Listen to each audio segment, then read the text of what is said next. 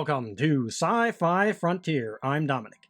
In this episode, I'm going to be talking about the science fiction film Fifth Passenger, a movie that is a testament to how popular Ridley Scott's Alien was. Since this is an Alien ripoff, and they're still ripping off Alien 40 years later after it came out. They're still ripping off that movie. And basically, that's what, in a nutshell, that's what The Fifth Passenger is. It's an Alien knockoff, but with a twist, an interesting twist to it. So now, the reason why this movie kind of popped out at me is because it stars a bunch of Star Trek people in this movie. So in this film, we've got Doug Jones from Star Trek Discovery, we got Marina Sirtis from Next Generation, we got Tim Russ from Star Trek Voyager, and Armin Shimmerman from Star Trek Deep Space Nine. So 4 of those actors are in this film. So I saw the cover, and checked out the trailer and saw all these Star Trek people were in it. So I said, man, I'm going to check this movie out. So that idea they had of putting all these Star Trek actors in there to bring in views probably worked because it got me to watch it. And that was enough to pique my interest. So now, just to kind of give a quick rundown of the plot. Now, science fiction, it's kind of like post-apocalyptic, but they have star drives. So, post-apocalyptic things are always popular in science fiction. And also, it always goes, it's one of a few things. It's either post-apocalyptic due to some environmental disaster caused by mankind's pollution on the Earth, nuclear war, or disease. Or a comet, or some kind of other natural disaster, like a comet hitting the Earth, or something like that. That's usually what causes it. So in this case, it's environmental. So they don't really explain it, though, in the movie. They honestly don't. So it's kind of left up to you. They kind of briefly touch on it, that maybe it was a volcano that caused it, a really large volcano, and they don't really go into any detail. So anyway, the Earth is turned to shit because of some kind of big environmental disaster. So now society is divided up into 2 groups. You got the citizens on Earth that live in these really nice domed cities that are really clean and good, and you have non-citizens that live outside of these domes and where everything just looks like they live in a big endless garbage dump. So now all these colony ships are leaving Earth and they're going to a new planet, and that is how Earth used to be, really idyllic and beautiful and all these things. And now some of the crew members on these starships, some of the crew members are non-citizens, and some of the crew members are citizens. So the non-citizen crew members are treated like dirt by the citizens. Like they don't even want these non-citizens even talk to them, look at them, nothing. It's like they're dirt beneath their feet. They refer to them as roaches and everything. Like they treat them like crap. So as this colony ship is on the way to this planet, Doug Jones's character, he invented some kind of AI that can navigate the ship on its own. So they're displaying it, but this girl who is a non-citizen, she detects that they're heading towards an asteroid belt, and she asks, well, can I take it off of computer control, the AI control, and do it myself? So they say, what the hell do you know, you're a non-citizen. And so her captain says, no, you have to let the AI do this. And then Doug Jones pipes up, my AI was designed to be better than any human pilot, any human navigator. So they go through this asteroid belt, and of course, the obvious happens. They get belted by asteroids, and the ship gets smashed up. So then they have to escape, and so the girl, so there's 5 people escape onto this escape pod, and all these escape pods jettison out. And these escape pods are pretty big in this movie. The escape pods are probably like the size of a 500 square foot 2-story condo. Like condo unit. That's about the size. That's how it looked, the size of it in the movie. So they launch out and the ship is all blown up and smashed up by asteroids. And so on this craft you have like an Asian guy, which they don't explain what his rank was or anything like that. So he's on there. He's a citizen, and they're there with Tim Russ. Now, Tim Russ is some high-ranking officer. He's a citizen. And you have 3 non-citizens. Armin Shimmerman, this girl, and this other guy that I can't remember the character's name. I'm just going to call him, he was the chicken farmer. So they're stuck on there. So that's how they get there. And then now the movie has a weird timeline because it kind of jumps back and forth. So in this future, one of the technologies they have is like this headset that you can put on and you can like view your own memories. And so not only other people can view your memories too. So the movie actually starts where this other colony ship picks up this escape pod and they find only this non-citizen girl alive, and she's pregnant. And so the captain of this ship, his brother was on this escape pod, so he wants to find out what happened to his brother. So Marina Sirtis, she is like some kind of doctor or something like that. I don't know what her rank is.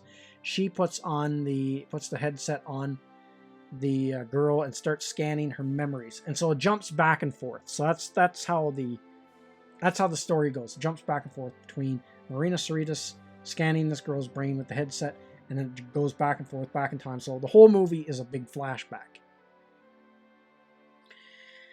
And so anyway, now they've got to try to stay alive on this lifeboat until help arrives. But not all is as it seems on this lifeboat.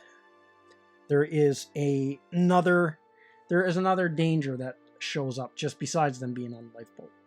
And then all kinds of chaos ensues. So that's basically, that right there is going to be my spoiler-free plot rundown right there. Now, was it a good movie? It was okay. For a B movie, like I had really low expectations when I watched it, so it was better than what I expected. It wasn't bad. It's one of those movies that, it's all right to give if you like B movies. As far as B movies go, it's not bad. Give it a once over. I'd watch it at least once. It's only an hour and a half. It's a quick movie.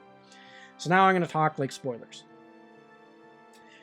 So now they're stuck on this lifeboat, and so this girl has had a relationship with the chicken farmer, and he got her pregnant. And so Tim Russ, he wants to find a way to get out of this situation, and but he doesn't want to listen to anything this non-citizen girl has to say, even though she's like the smartest one on this lifeboat. And so finally he breaks down and listens to her, so they alter course, and they've only got enough oxygen for the 5 of them, which Tim Russ keeps wanting to kill one of these non-citizens to make more air for the rest of them so they can last longer until a rescue colony ship shows up and rescues them. And so they're trying to stay on this. There's a certain route that these colony ships take from Earth to this new planet, so they're trying to stay on that route. But they detect some other type of a ship, and so when they go to check it out, it's another escape pod. So they're going to transfer some of the oxygen over, and then their radio receiver on their lifeboat got smashed, so they're going to take the one off the other escape pod. But there was something on that escape pod that they saw. There was like another like an alien life form that follows them from their escape pod, from that old one onto their new one, and gets in there.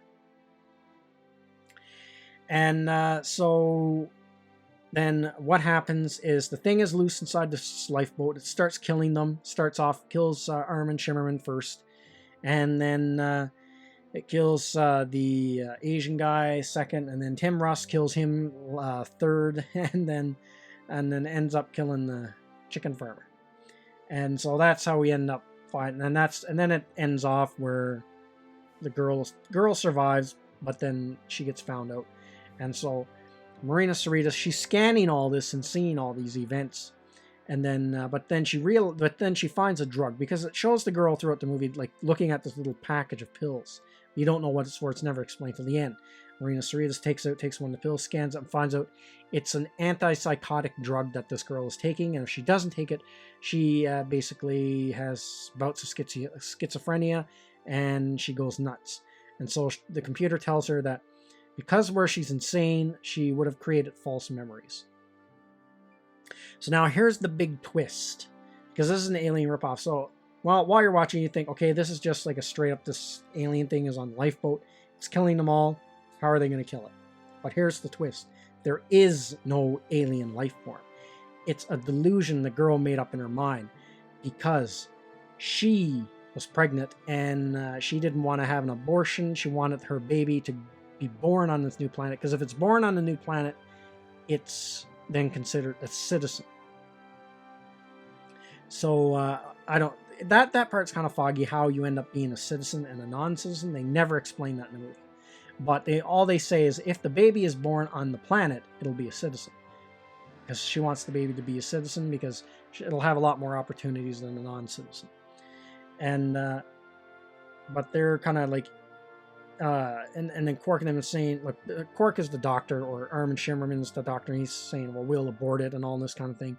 But they don't explain why they're pushing her to have an abortion. Like, that part's not really explained.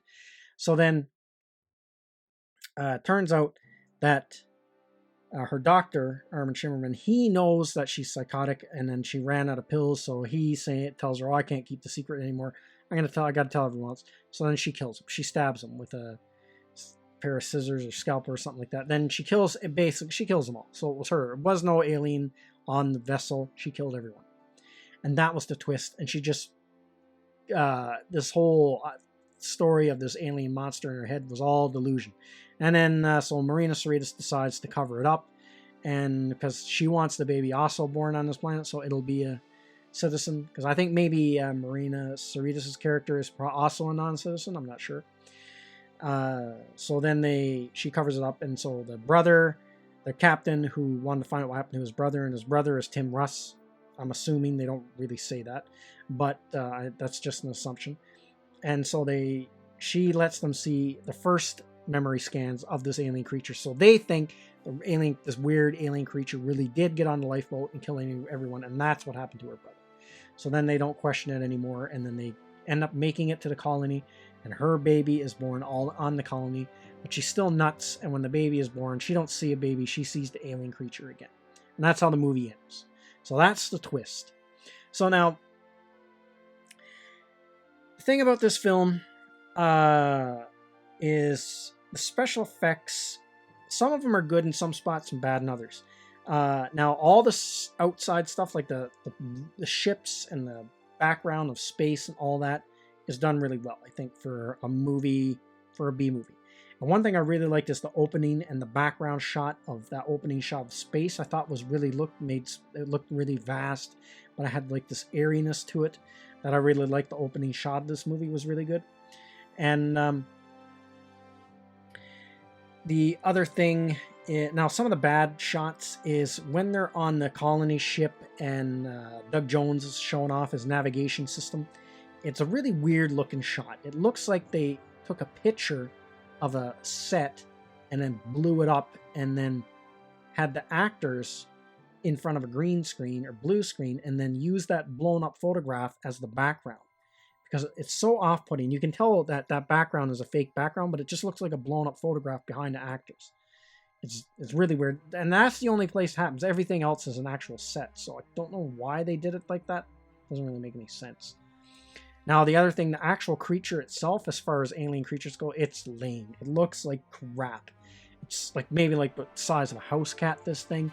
And you never really get a good look at it. And it looks like basically like a worm with a big open mouth on one end and a bunch of like spider legs coming out of it. And it looks stupid. It looks bad. And the effects for it is terrible. It's laughable. It's really bad. Now, the other thing is when they go outside to repair their busted lifeboat, they put on some spacesuits, and the spacesuits are terrible design. They're laughable looking. Terrible.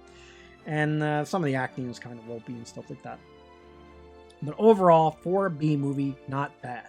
It's kind of neat to watch just because you got all these Star Trek actors in one film. So that's the upside of it. It's cool to see it for that. And it's a blatant alien knockoff. Even the title itself, Fifth Passenger.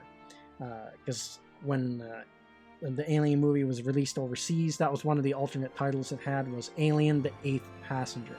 So they even copied one of the titles, alternate titles for Alien. And well, I mean, it's a testament to how popular Alien is as a film, because there's been so many Alien ripoffs over the years as far as B movies go. The B movies have copied Alien over and over and over again. And this is just another one of those copies, except they kind of did this twist, so made it a little bit more clever than some of the ones I've seen in the past. So that's everything I got to say in this video. Let me know what you think in the comments section, and I will see you at the next one. Thank you to all of my subscribers, and thank you for watching this video. And if you're new to the channel, like, subscribe, and share. And don't forget to hit the bell icon for notification when new videos are uploaded.